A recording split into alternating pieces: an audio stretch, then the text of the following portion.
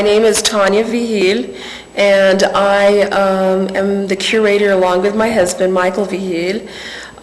We curated the 19th Annual Children's Art Show, and this year's theme was the Four Seasons.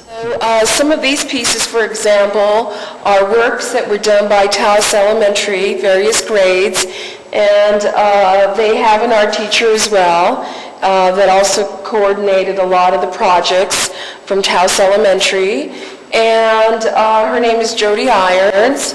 And then we also have Libby Johnson, and also from Taos Elementary, that did various projects with the kids as well. Or how many schools are involved? 12, including homeschoolers and private schools and municipal schools.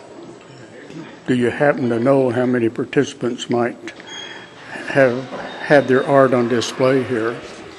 I might say like about 1,200. Okay, with 1,200 pieces of art hanging, is this the largest it's been, or has it always been well received like this? This has always been a show where I always do receive quite a bit of art, yes. So actually this year there's more on the walls. Generally I receive more sculptural pieces. So there's not a lot of those this year, but I have a lot of wall pieces. Okay. What grades are represented? Preschool through 5th grade. How did the show get started in the first year? Well, in the early years, it was the Art Boosters. It would be Jane Minenbach. It would have been Barbara Bremer. It's also Mark Adair. So those were the kind of co-founders of the Taos Art Boosters. And it wasn't until 1999 that Jane Minenbach asked my husband and I if we would like to take on the show and continue the show. So it's a delight for us. We both don't have children, so it's definitely a way to bring community together. It's a way to have our youth display their works and their families to come and look at them in a gallery setting. And also we've been very fortunate through the few years that the community as well as people visiting have actually purchased art. Is that right? The art that was hanging here is for sale, or at least some of it? Well, it's not for sale. Like when I put the letters into the schools, it's not a show that anybody gets a prize, and it's not for sale. But if there is somebody that wants to buy it and the child is willing to let go of it, and the teacher and the parents are all in agreement, then sure, we will sell it. And there again, it's that reinforcement that children can be creative and also earn a living at it. So this turns out to be a very good support program for children developing their talent in art. Exactly, and I think that it's the more formative years, which are the beginning, because they're just so natural and so innocent and yet so creative, through 5th, and I really enjoy those grades especially because they come from such a place of heart. Any idea of how many people may have visited during the 6 days that the art was on display?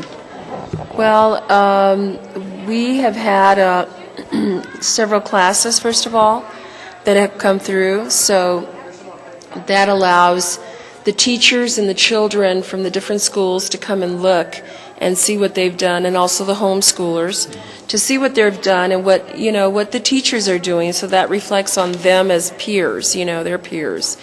And so I was very, very, very happy for the reception on Saturday. You were present, and you saw that we had a full house. So I don't know exactly how many people, but it's definitely, we get a lot of people that come through, parents that come after school to bring their children. We also got a great comment from another superintendent of schools from New Haven, Connecticut. And she came through and was very impressed with our show. She read about it in the paper and was staying at the Fetchin' Inn.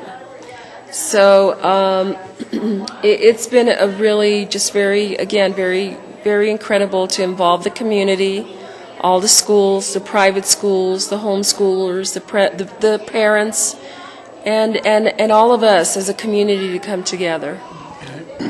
From the size of it, I would assume that there's a lot of work that goes into the show before you open the doors.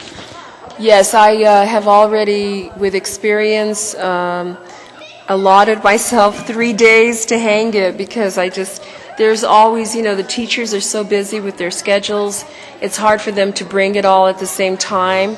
Plus, my husband's an artist, and I've also dealt with other artists, so you have to always kind of make sure, you get the work early, and so it's kind of the same thing. So I think 3 days is good enough to be able to allot the time and to really see everything as it comes in, and you kind of start visualizing where are you going to put things. So you have the responsibility to decide how all of this art is displayed then. Oh, yeah, that's what I did. Yeah, and I do that at my gallery too, because we have a gallery, and so I that's one of my favorite things to do is definitely place it and put everybody not together that's maybe from the same school, kind of interchange and see how one school is what they're doing into the other. So I think that's really also really exciting because it gives you such a variation. And then, of course, look at the color in here. It's just so colorful, and the paper really makes everything stand out. And so, yeah, I've just really been very thankful to be a part of this show.